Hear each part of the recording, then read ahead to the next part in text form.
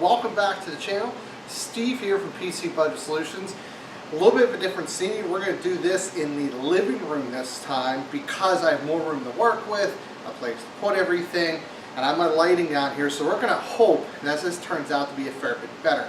But it is build log time. This is an editing rig for, actually this is a referral, a customer of mine that I built a computer for. A friend of his also needs a computer for the same reason. Editing and live streaming. So, we have some good stuff here.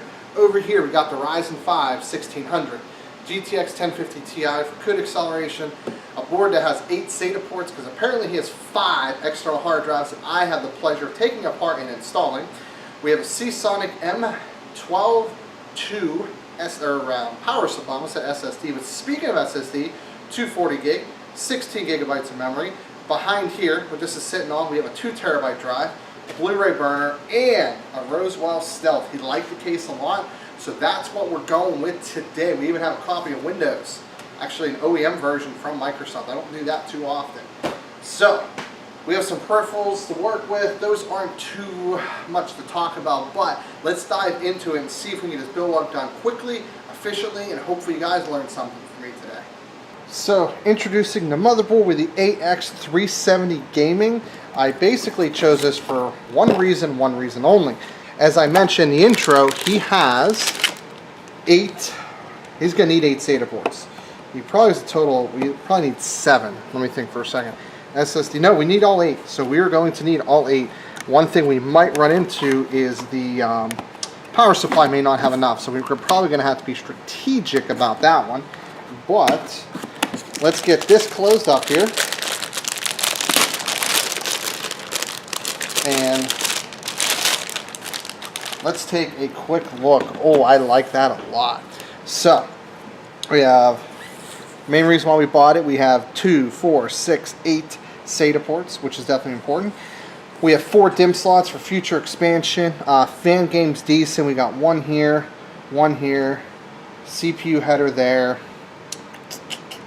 Okay, that's disappointing. Maybe the fan game's not on point. Oh, one over here. So that's 3. That should be enough. So that's the board. So if you haven't installed Ryzen before, you lift this little lever. There is a gold triangle in the corner here, right there. And that's actually going to match up with this corner right here. So remember, this should not take any force when you drop it down in. If it does, you're not doing it right. And we close the lever. Now, for a stock cooler, we do have to, and I'm going to zoom out just a little bit so you guys can see what I'm doing. We do have to remove these pieces right here. Still have no idea why AMD included these if even the stock coolers weren't going to be sufficient. So we got those 2 removed. And we're going to get these 2 removed here. I'm just use a stock thermal paste. It's going to be fine. We're not overclocking or anything like that. I generally do not overclock the systems that I sell. It's pretty rare, just for stability reasons. I never feel like it's in my best interest. But the stock cooler goes on relatively easy. You just line everything up. I'm going to go ahead and zoom out a little bit so you guys can see. We're going to loop this, around. That way we have a little less reach on the cooler here. I have like 3 of these laying around. And then to spin around to show you guys what I did here, I did just plug it in to here. So, and we're back. So apparently not everybody uses adhesive on the back plate, which is interesting.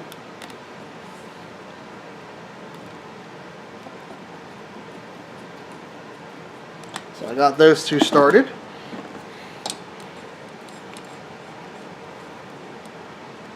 Make sure that one should be good.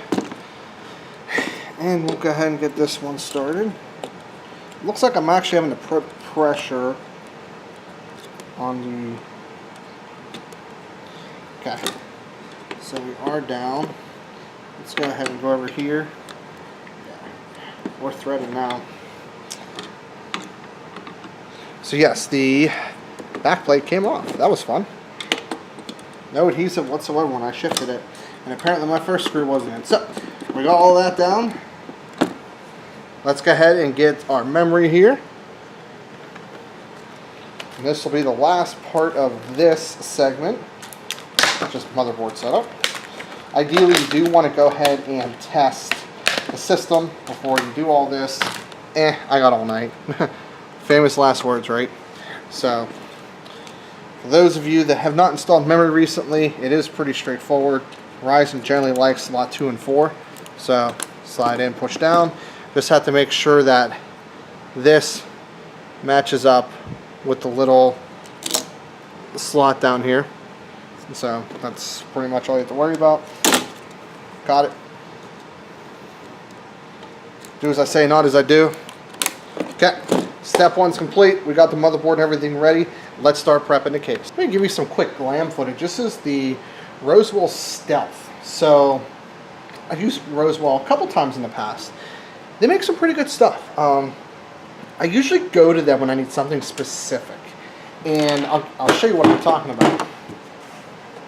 1, 2, 3, 4, 5, 6, 7, 8 internal hard drive bays. That's pretty specific in my opinion. They definitely make good stuff. Obviously, I usually end up going Corsair or Cooler Master or something, but you know, we have a lot to work with, a lot of space. Really happy about it. So I'm excited about it. You guys hopefully will be too. And honestly, from what I've seen so far, I mean, I'm not going to do a case review during this build walkthrough, but let's do a quick once over. So we have 8 drive bays here, which I have no idea how they open. You just pull. Oh, yes, they do. We have 8 drive bays, which can house, 2.5 or 3.5 millimeter drives. Awesome, right? So I gotta figure out how these open. Oh, okay. We push right there. Good. We have a 120 in the back. We have 2 LED 140s in the front here. So definitely happy to see that. Let's then pull off this front panel. Yep, 2 120s in the front. So good positive airflow. We do need these front bays here. So that was another really important thing. You know, I would go to say this case looks nice. For what we need it for, it is the perfect case. Cable management's definitely not, ideal, but that's fine. It'll get the job done. I gotta figure out what this is for, because these are the front fans. They might be tied up into that.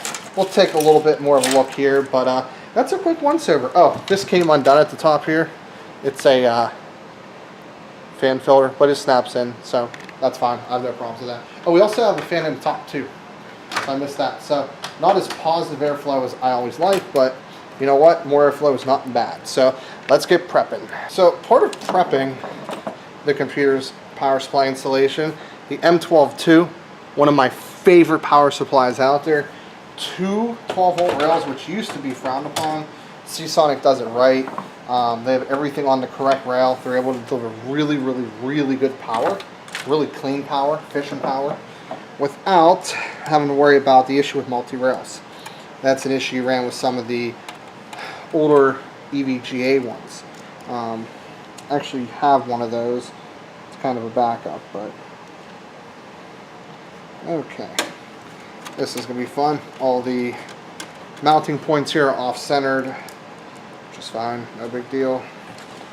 Let's go ahead and we're going to have to push the power supply over. Here's what we're going to do. Unscrew it a little bit, which is fine.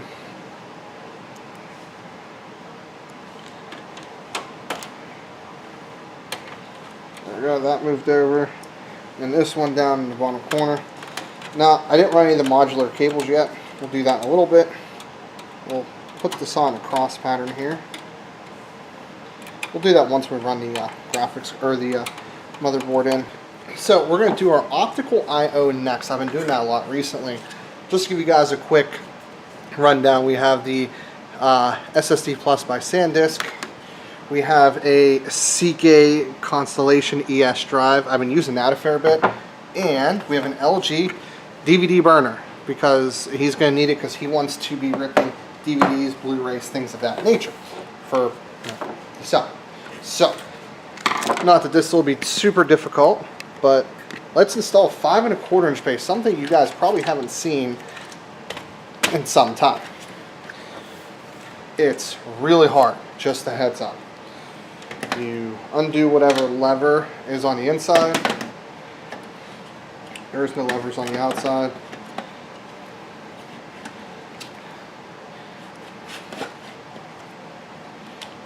And you wait for it to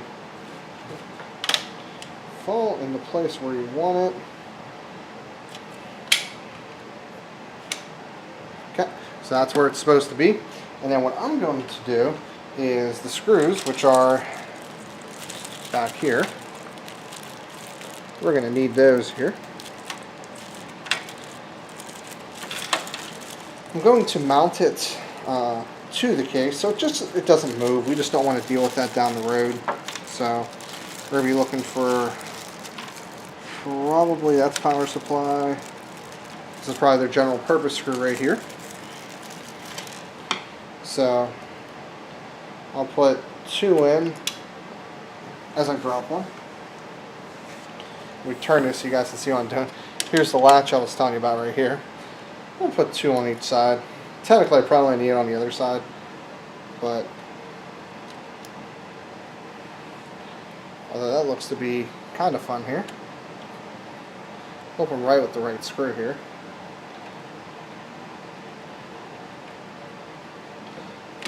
Looks to be correct. Yep. So it does stop there. To be honest, if you don't have the screws, 1 on each side is plenty sufficient. Even if you don't have anything to hold it in place like this one does. Come on.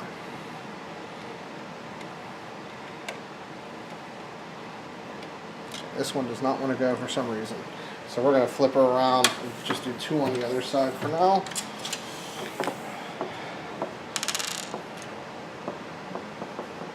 Or at least the one.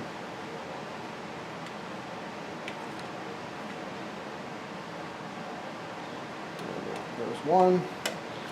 And that's honestly all we actually need, but I'm going to put one more over here just to be safe.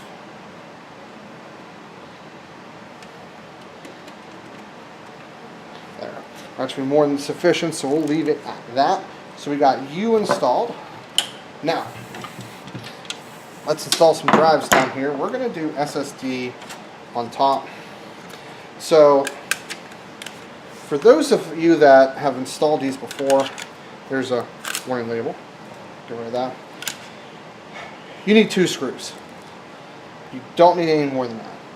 Especially because we're going to be needing some of these screws later. We do not have time to waste on screws. SSDs don't move, so honestly 1 would be sufficient.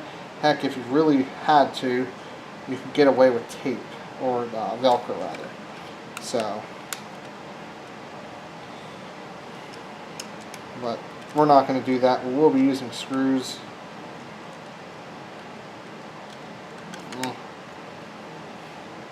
Magnetism's nice until it comes in play when you don't need it. There we go. So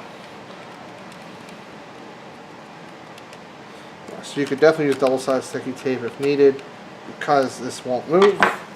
So you can pop that in there like this. Now, this drive, let's see how this goes in. This does have sleds, so put it in backwards. So this does have a sled here, so, well, that was a sled too. So I'll show you guys what I just did on this one. So these hook in respectively to the hard drives. We're not shipping this, so I guess it'll be okay. We shall find out, but I think it's fine. So now it is prepped, it is ready for some serious installation of some parts. So we're going to close up the front, we're going to grab the motherboard, and we're going to keep rolling. So we have 1, 2, 3, 4, 5, 6. We have 8 USB outs, which he'll like, but very simply, you just line up the corners and push on it. Sometimes some cases don't like to line up that well. This one actually did not line up very well. Actually, I think it did, actually.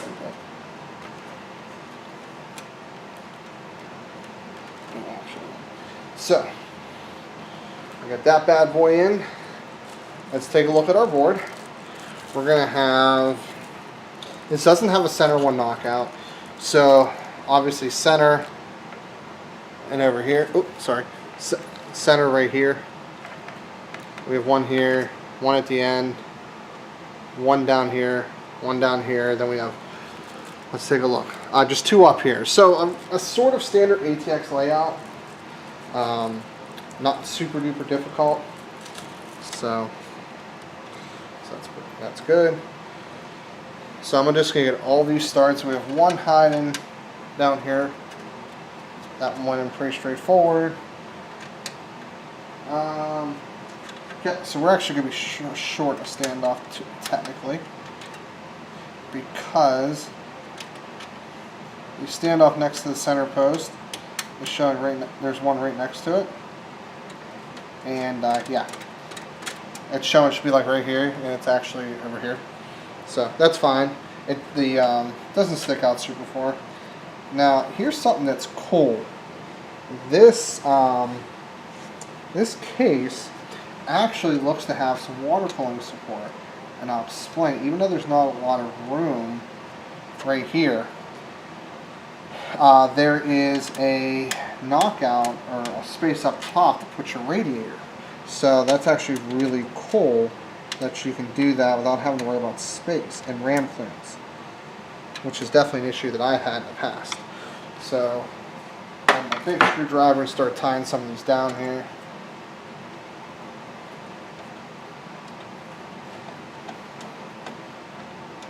Don't ever tighten them.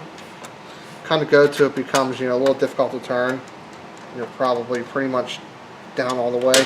You ever tighten them, you can not only mess up the thread on the standoff, but you can also mess out the drilled out rivet or whatever you want to call it. So this one I hadn't started yet. So get this one screwed down here.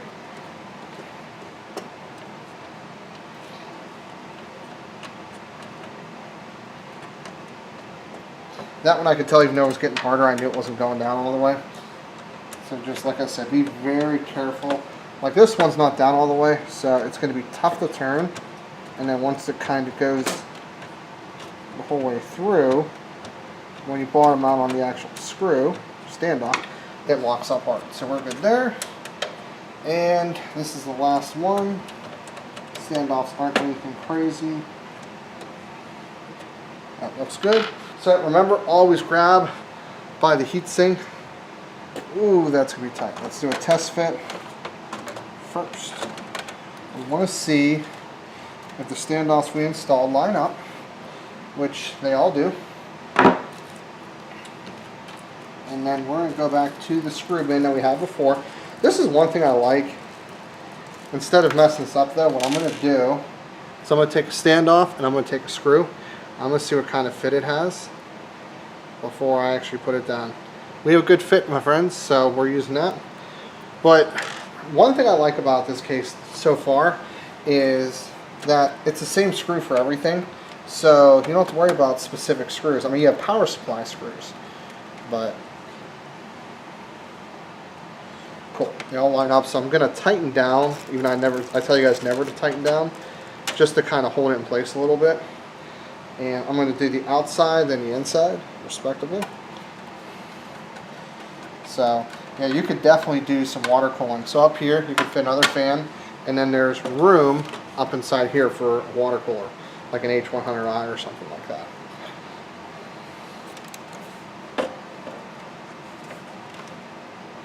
Okay, this is why we tell you never tie these all the way down, because now it doesn't want to line up.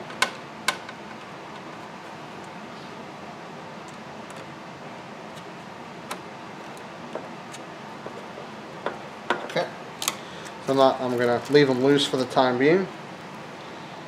We're just going to go up the other side. So I'm definitely happy with this. I'm happy with the case. I'm happy with every single selection. The only thing I'm probably going to bite myself in the butt for is the power supply. And it's not because it's not enough power. I don't know if I have enough SATA cables. I do have adapters, but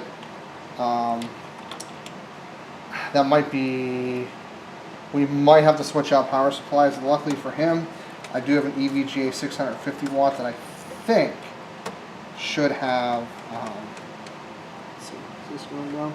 Should have enough SATA connectors. So,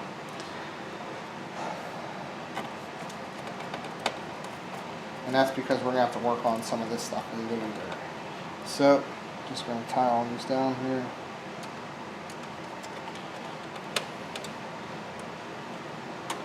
Cable management shouldn't be a problem, so, well, all those hard drives it might be. I'll have to do that one when I get to this location. We've got our GTX 1050 Ti. That's going in here. I'm just undoing the thumb screws here. So we got this. So this is one of the reasons why I got a modular power supply, is we're not going to need the 6-pin for this. It's all just powered off of that. And it doesn't run super hot. Has a nice large fan. It's made by EVGA, so we know the warranty is amazing and their customer service. So, and I'm always making these mistakes. Take off some of these back pieces here. So the only thing I lied to him about is he can only do 3 auxiliary inputs, or 3 inputs on this. It doesn't have a 4th. And line everything up. Push down. Nothing super crazy.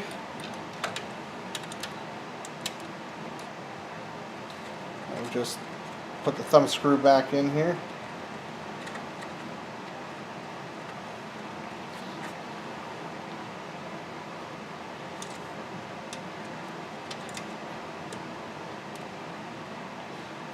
This one wants to line up.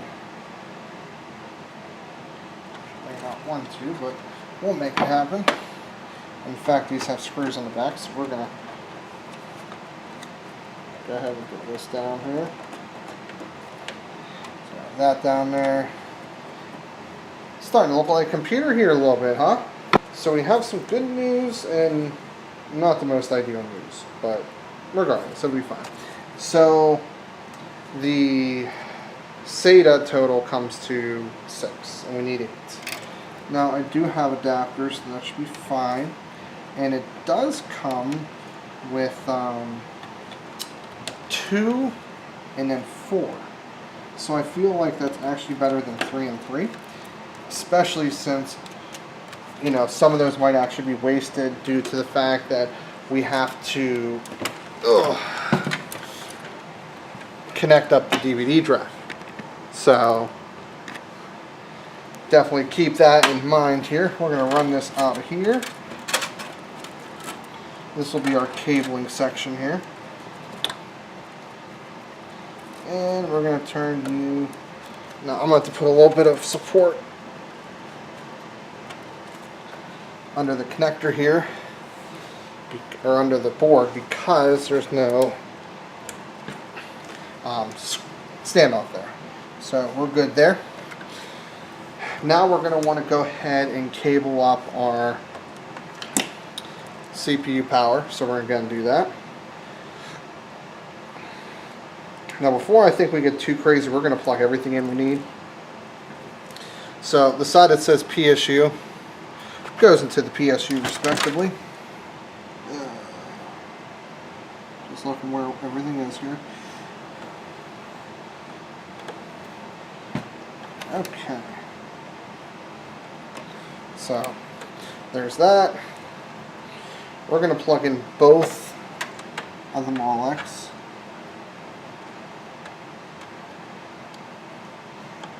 Because we might need some serious adapters here, so the more the merrier.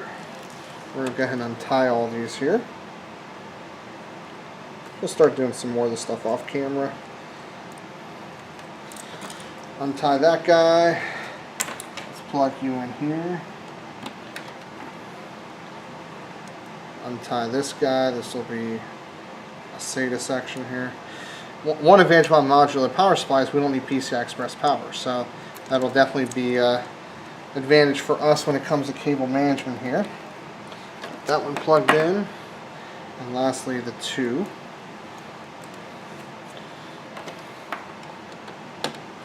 Just so we have everything nice and organized, let's go ahead and run the CPU power cable. Again, we're going to go out the bottom here, and then we're going to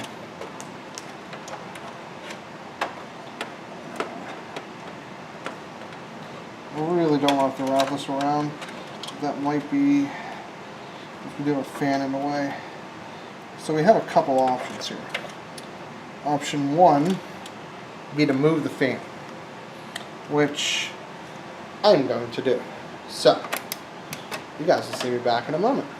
Okay, so we got the fan moved, which is definitely a plus. We're going to start routing some SATA here. Now, this one's going to have to go the shortest route possible, because I do want this to go all the way up. And it's not going to make it. So, as much as I hate to do this, you, my friend, have to go straight up to the actual unit itself. That looks ugly. That really does look ugly. Here's actually what I might be able to do. So, unplug it from the bottom.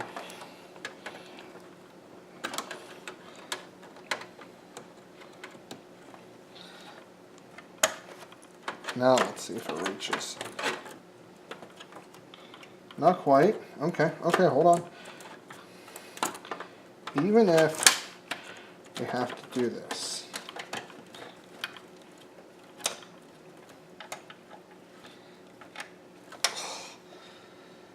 So, as much as I hate to do this, I'm going to fix that, and I'm going to fix it off camera. We're going to move this down one.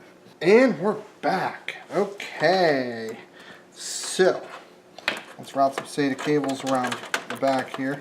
Now this is where we're going to have to be strategic, because we're going to end up with almost all these drive cages filled here. So, apparently, this thing actually snaps them out. That's pretty cool. So, probably, I wonder if putting the SSD up there was a good idea. Because, well, what I'll probably end up having to do for now is pull this out and move it down one. I might be able to get away with doing that with all of them. Oops, that totally didn't go in right. There we go. I'm going to have to be smart about this when I go to do the other drives. Okay.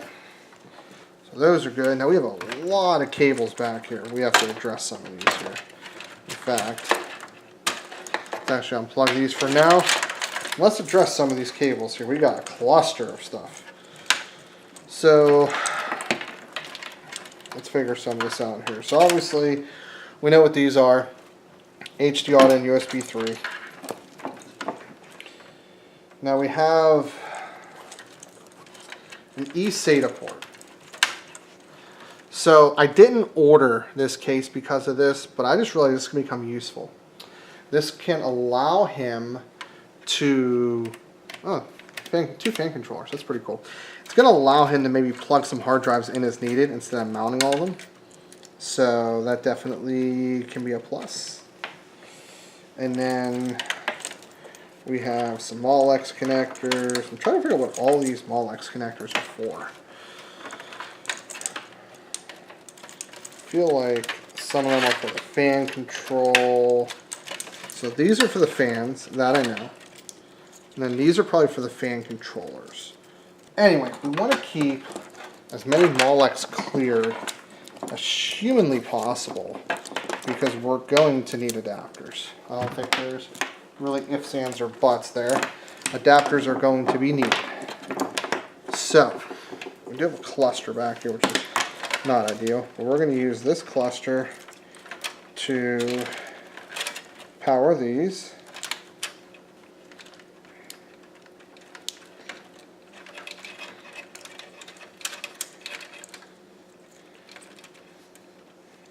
Oh, that's not going to fit. Swap these in.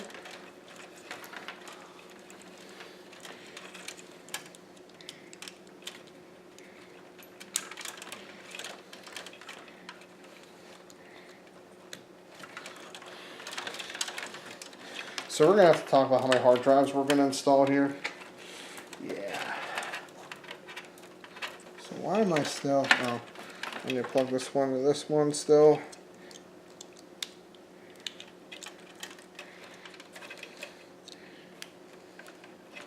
Come on. This would be fun to hide everything. Okay. Now we have some important cords here. So let's spin it around. Looks like we don't have a choice. We got to go through the bottom. As cluttered as that is on an exit, we got to come through here. So let's do USB 3 first. Let's do HD audio, since that's always a pain in the butt.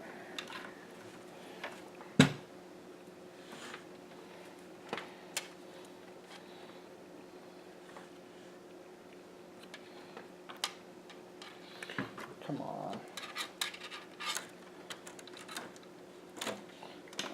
Got tangled. So, what was it? Oh, screwdriver, no big deal. HD audio goes in the corner. We should have some regular USB laying around here. Yes, we do. And we also have our SATA as well. So we'll plug in one of our USBs here. And then SATA can go, all of our SATAs can come in through here. Which is fine. Let's wrap this around right though. Okay, so we're going to want, it actually tells us the order right here, which is really nice. So, 0 and 1. So we're going to put this in the very last SATA, which is SATA 7.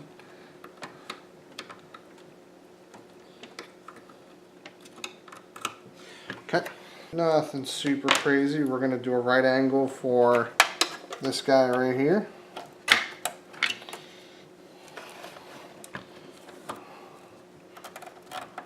Run this out the top, put it through here, and we're going to put this under SATA 1. We're going to run a straight guy from the SSD around back, and holy crap, is this a nightmare back here. It's just going to get worse too, that's the worst part about it. I'm going to have to sit on the side of it to have any hope of closing it. Put that one in there. And then we'll do a right angle for the other hard drive.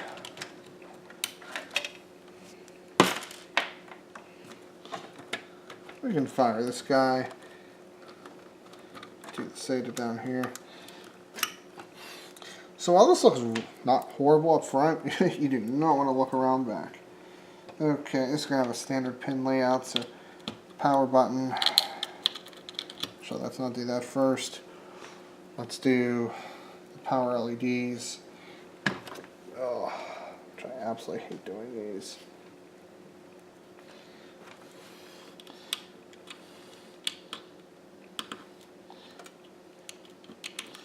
That one's done.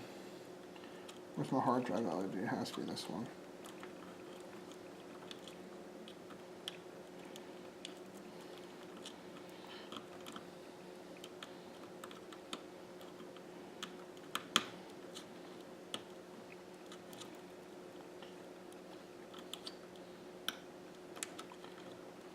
Power and then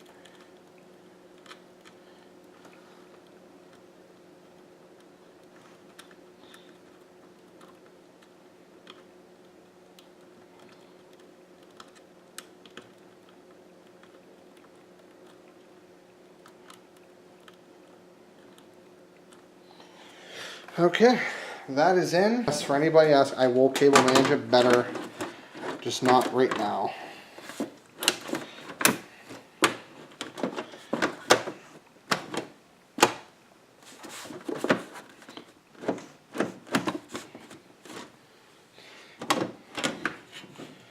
Okay.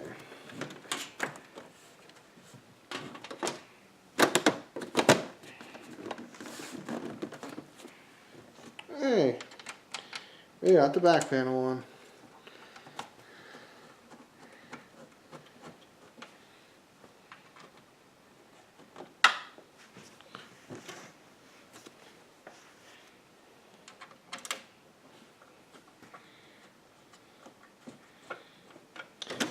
One side on. Oh, we got 2 removable dust filters down the bottom. I sort of like this case, with the exception of what we have to do with it. So, take these guys out. We're gonna get Windows configured on her. That you guys won't see. You guys will see me do that a couple times. Let's close her up. Get you guys on to the next, hopefully, awesome video. 1 thumb screw.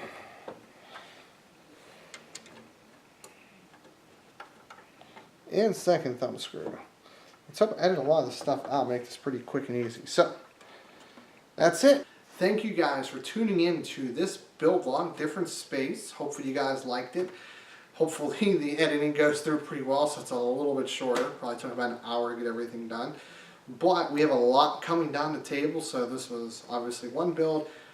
I have a 1050 Ti, maybe I'll do some benchmarks. I was talking to people, do some wild benchmarks. We have a surprise unboxing review from a manufacturer that I have not named because they were sending me a product. So that's pretty exciting. And I have a Hyper 212 coming sometime next week. I have the mounting kit, just need a cooler because I don't have a cooler apparently. So that's coming down the pipeline as well. If you liked it, give me that like button. If you hated it, well, don't make this guy Jim feel too bad because it is his computer. Subscribe if you like my channel. And everything that was purchased here, there's actually more. There's a monitor, keyboard, mouse, and some other things we bought, speakers. That'll be in the description below. Everything from Amazon we purchased. If you guys do purchase with my link, it does help me out a lot. But as always, this is Steve from PC Budget Solutions, and I'll see you guys later on down the road.